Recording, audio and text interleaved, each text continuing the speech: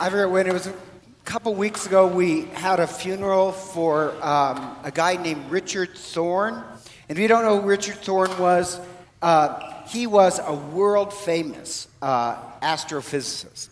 And like years ago, I was going to this kind of little social, and I knew he was going to be there, and I knew he was an astrophysicist, but like, you know, there's so many astrophysicists. Who knows if, like, they're really famous. So I actually called somebody who is an astrophysicist, and he was saying, oh yeah, he's like one of the world's most famous astrophysicists.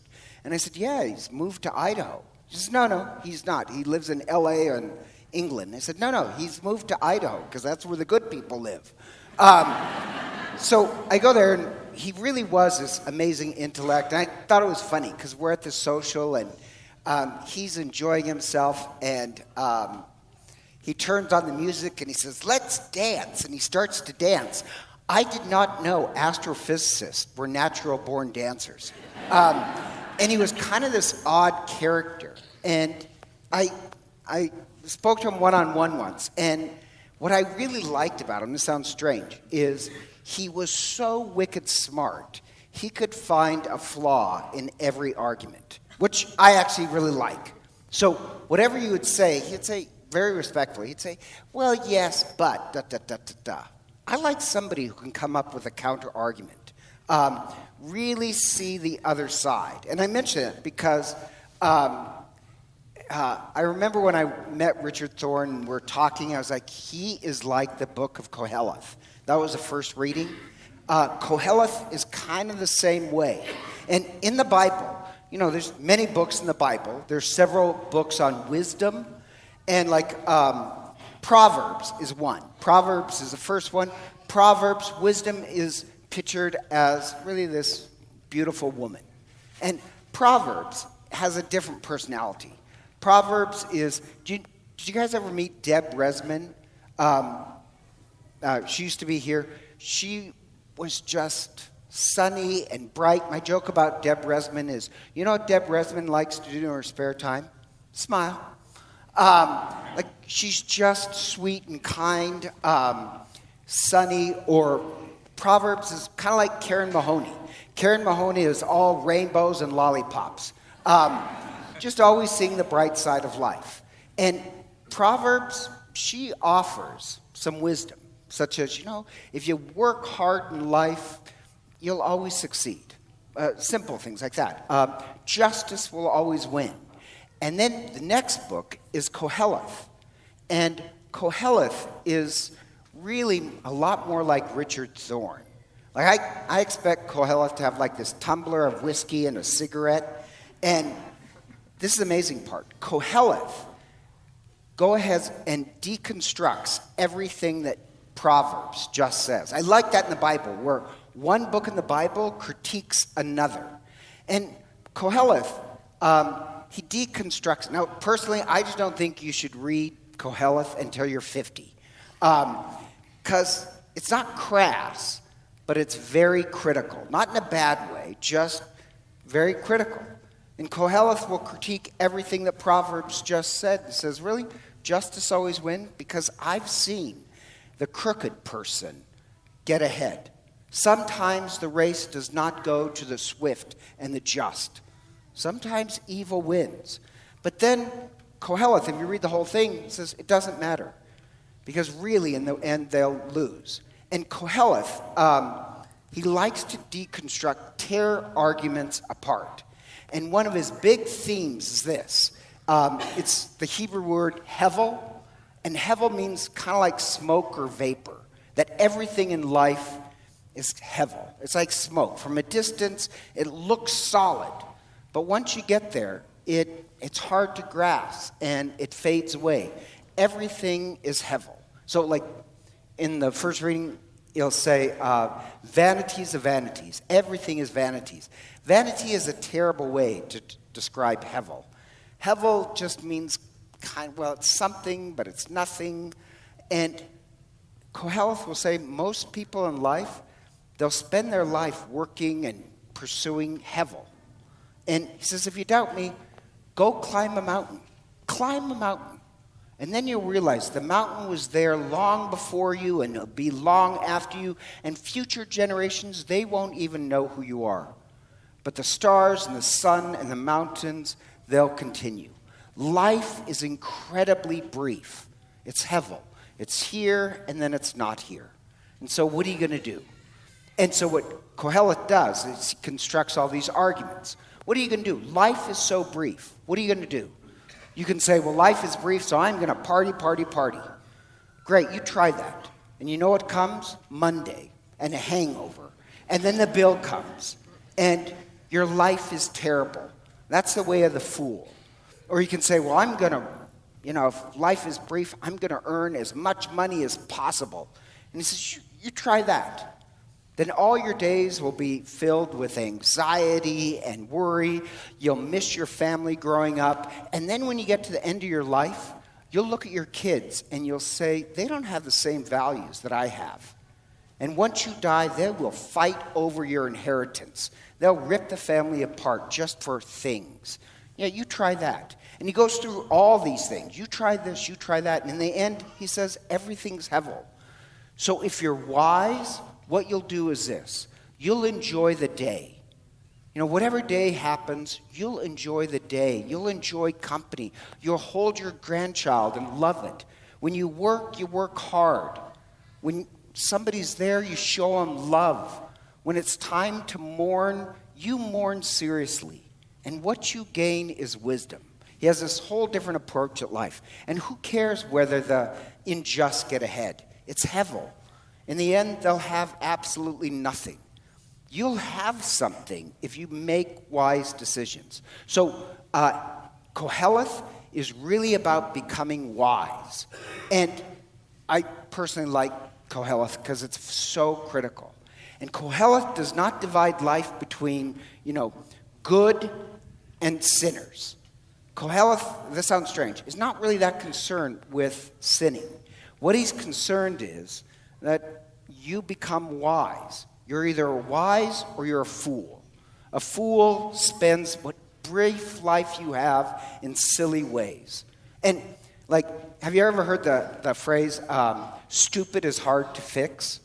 In Koheleth, foolish is hard to fix. It's one thing to be a sinner. It's far worse to be a fool. Sin can be forgiven. That can be fixed. But if you're a fool, you'll spend your brief life in a horrible way. So he'd say the worst thing in life is not to be a sinner. It's to be a fool. You spend your life to be wise. And then the book ends with this, Koheleth, it means teacher. That's not quite right. But Koheleth says that he's a teacher, he's a shepherd, and he's the son of David and the king of Jerusalem. It's really this Christ-like figure. And I love this. At the end of his thing, he says, as a shepherd, a shepherd has a shepherd's staff, and the curved hook is to pull you sheep in. And the end of this shepherd's staff has this point to it that hurts. And what the shepherd will do, imagine Andy here is a fluffy sheep. And if he's going the wrong way, the shepherd goads him, pokes him, and it hurts. And Koheleth said, let my words goad you. If God loves you, God is goading you. I know that sounds strange, but the love of God is when God is constantly poking at your foolishness. The wrath of God, it works the very opposite as you think. The wrath of God is not God getting angry with you. The wrath of God is, all right, you don't want to be wise? I'll leave you alone, and let's see where that goes. The wrath of God is when God stops poking you and leaves you alone. God's love, it's very irritating.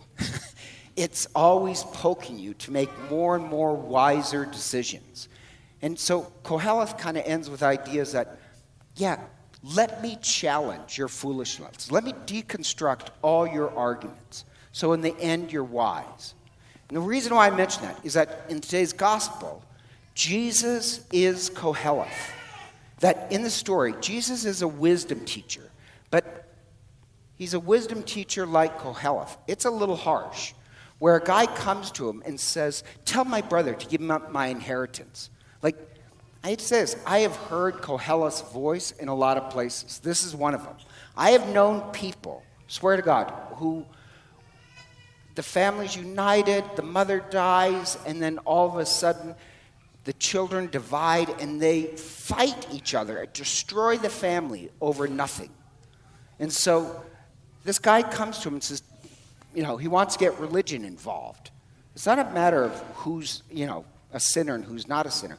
Tell my brother to give me my part of the inheritance. And Jesus says, you think that's your problem? Your problem is not the inheritance. Your problem is that you're a fool. And he tells, now that's harsh. And he tells this parable of this rich man who has everything. He has so much. He keeps building bigger and bigger barns. And at the end of his life, when he meets God, God says, you fool. That's actually incredibly condemning. Because remember, sinner is here, fool is way down here. Fool may have lived a moral life, but you're just a fool about what's important. And it's hard to teach people that. The parable is not that the guy is, immoral. The point of the parable is not that the guy's wealthy. In Luke doesn't have a problem. It sounds strange. Luke doesn't have a problem with wealth. The Gospel of Luke has a problem with people that are fools. So the guy, it ends with that word prepare. What shall happen to all these things that you prepared? Now, I'm not going to explain this, but that's Passover language. In Passover, you prepare for the Passover. And you prepare for the Passover supper so that at the end of your life, heaven is this great Passover feast with everybody. So at the end of your life, after a lifetime of preparing Passovers, you're ready for the great Passover. But the guy, if you notice, 7 times he uses the word I. I have this, I have this, I have this. It's I. He spent his life not really enjoying life, not connecting with other people. It's all about him. He is not prepared for the great Passover feast of heaven. He has chosen to be a fool. And so, yes, it deals with wealth, but in the Gospel of Luke deals a lot with wealth. It sounds strange, but 1 out of 7 verses in Luke is about what you do with your money. And please don't say, when you leave Mass, Fr Len talked about money. No, I talked about wisdom versus being a fool. And Koheleth is, life is so brief. Yeah, work hard, earn something, but make wise choices. And Luke says, money shows you where your priority is. Like, I'll give you an example. I know this couple, they don't live here in Idaho. I'm not going to say where they live, California. But it's kind of sad. I think they're fools because they earn a lot of money. They have kind of this little McMansion. They drive 2 BMWs. They actually have so much stuff that they have to buy like a storage unit, a little condo for the things that they never use and don't want and their children don't want. And here's the odd part. They are swimming in credit card debt. Like they can barely survive. They have all the toys, but they're just choking themselves in debt. Who would like to live like that? As Koheleth said, every day is anxiety and stress. You have made very poor choices. How you spend your money is a moral issue. But more, it's about making wise or foolish choices. The whole point of the homily is not really about money. It's about let Koheleth challenge and deconstruct all your arguments. So at the end of your life, you can say, I have really made wise choices. If you, like Richard Thorne, I have to say, he was so good at deconstructing arguments. Christ is Koheleth. To seek wisdom is to seek Christ. That's what Luke is trying to say. So at the end of your life, with everything that's happened, let God goad you. Let Christ challenge you. Challenge your way of life, your priorities. So at the end, what you have is wisdom. You're ready for the great feast of heaven.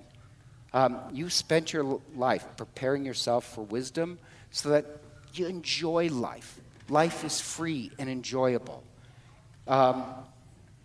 You want to let Christ challenge you so that you're truly ready for the great feast. How pathetic if you spend your entire life and at the end all you hear is God say, "You fool." So together, let us stand and profess our faith.